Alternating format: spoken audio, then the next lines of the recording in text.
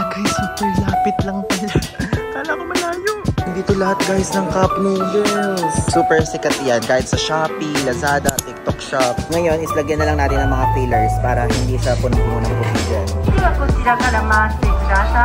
Ayan, nalagyan na tayo ngayon ng toppings. Safe na siyang makakauwi sa Pilipinas.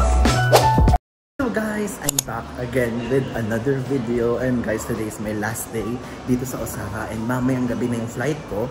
At ngayon, napag-isip-isip ko, since mamayang gabi pa yung flight ko, is what if puntahan ko na muna yung Cup Noodles Museum or yung sikat na museum na kung saan gagawa ka ng sarili mong version ng cup noodles, like pati mga toppings and etc. So ngayon, isasama ko kayo doon. So dito tayo sasakay ngayon sa Midosuji line, then may lilipatan tayo na line.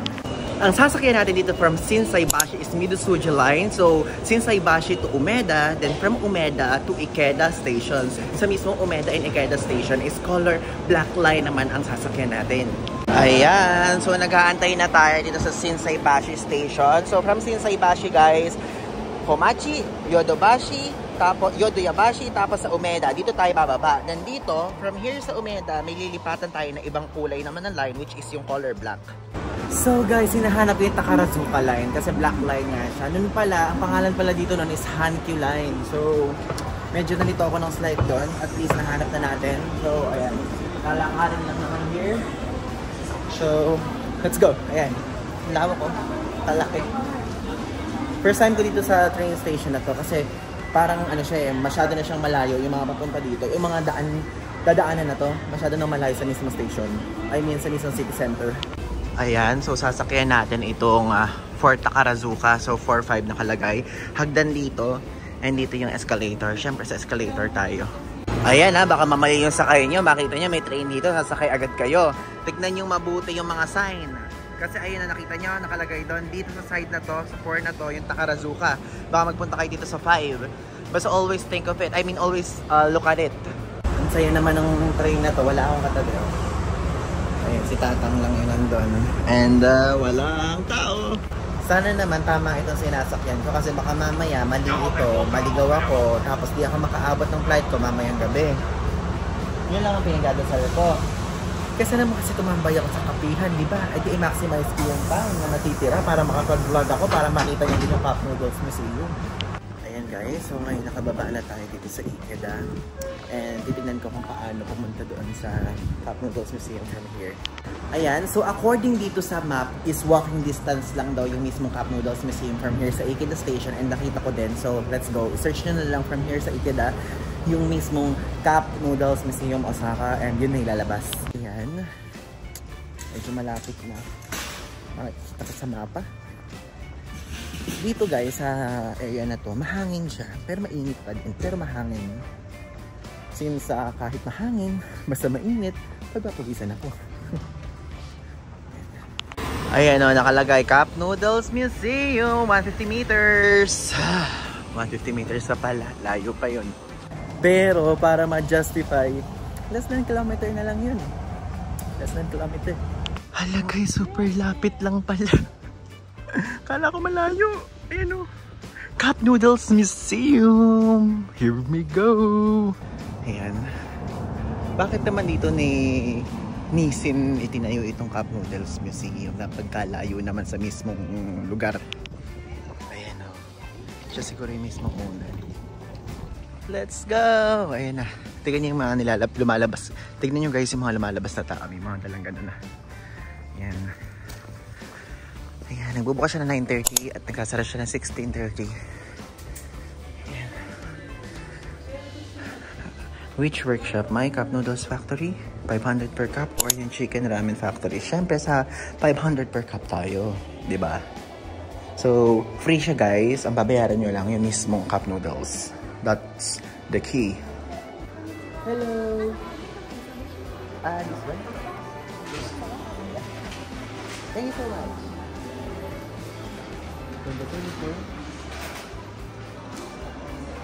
Wow. Ganda. Wow. Andito lahat guys ng Cup Noodles. Sa bagay, Cup Noodles Museum nga naman. Cool. Actually guys, sa lahat ng yan, ang pinaka-famous ito, diba? Itong Cup Noodles na to. Super sikat yan. Kahit sa Shopee, Lazada, TikTok Shop. Pakadaming, andito din kaya yung cup noodles sa Pilipinas? Or puro mga Japan release lang tong mga to? Gutha. First time ko nakita yung itsura na yan. Ito, parang kakulay ng bulalo. Pero for sure, that's not the one. Feeling ko mga Japanese release lang, guys.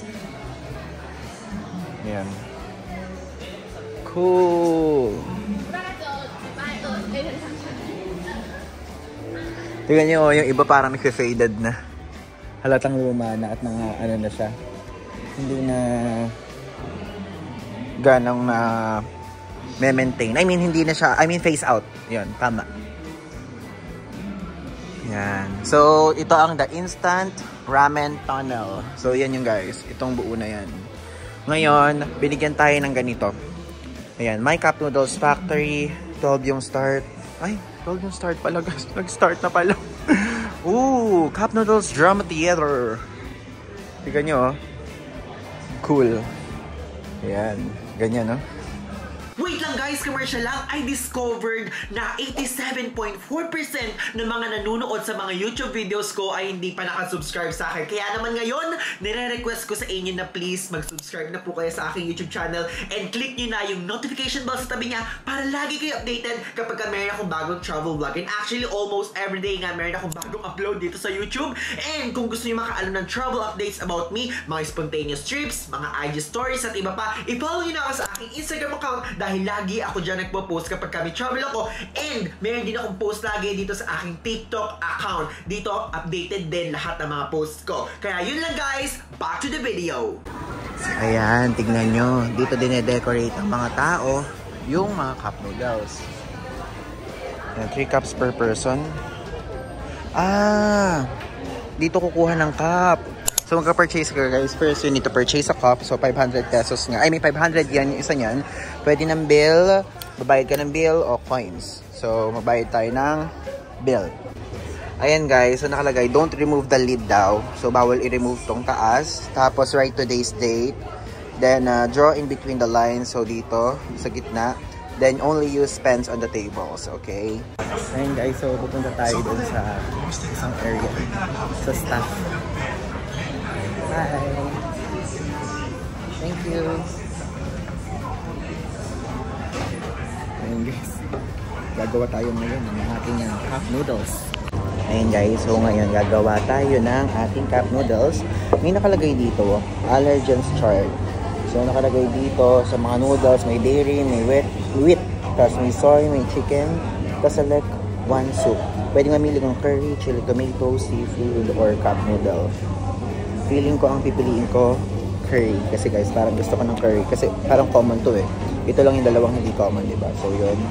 Tapos magsasali ka ng 4 ingredients. Mamimili ka dyan. So feeling ko shrimp, minced pork, crab, then cheese. Bagay ba yun? Bagay ba yung mga yun? Na match. Tapos ayan chicken ramen.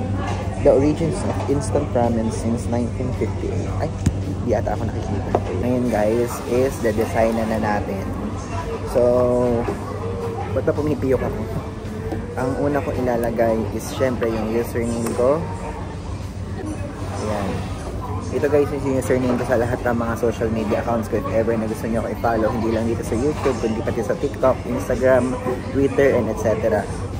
So, ilagay natin yung logo ng Facebook muna. Ngayon, islagyan na lang natin ng mga fillers para hindi siya punong-puno ng puti dyan. A few moments later.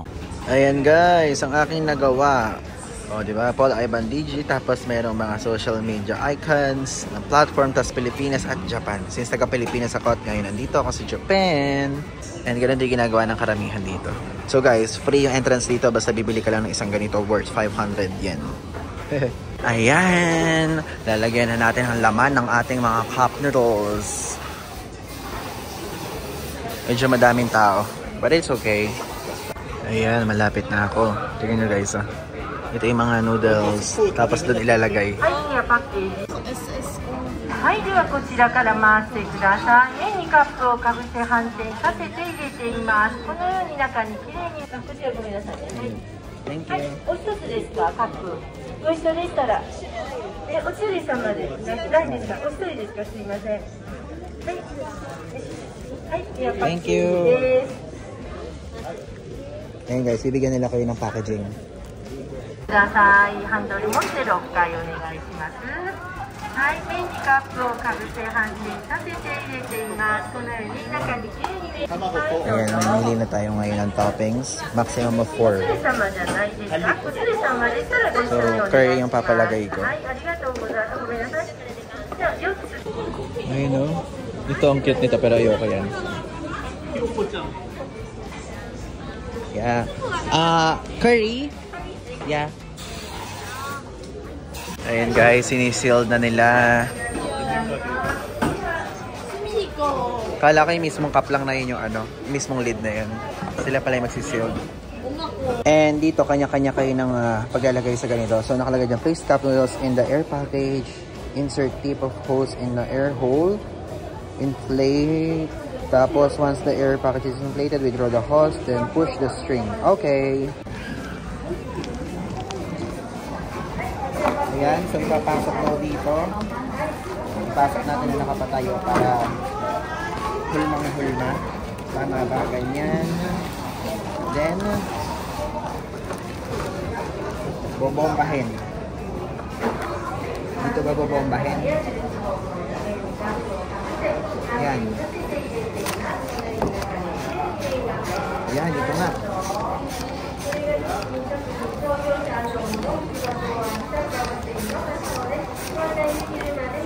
Ayan guys. Hanggang maging ano siya oh.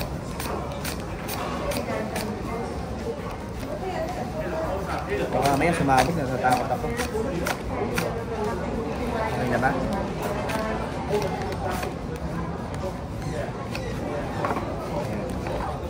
Parang for me, okay na siya siguro. O one more.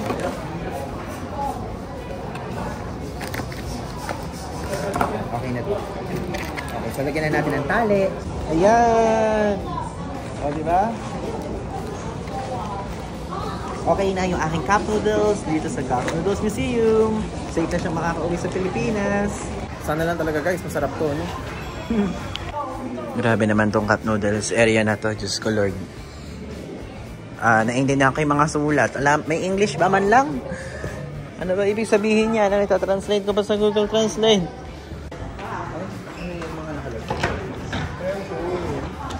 Pero hindi ko kasi naintindihan eh. Kasi nga Japanese yung sulat.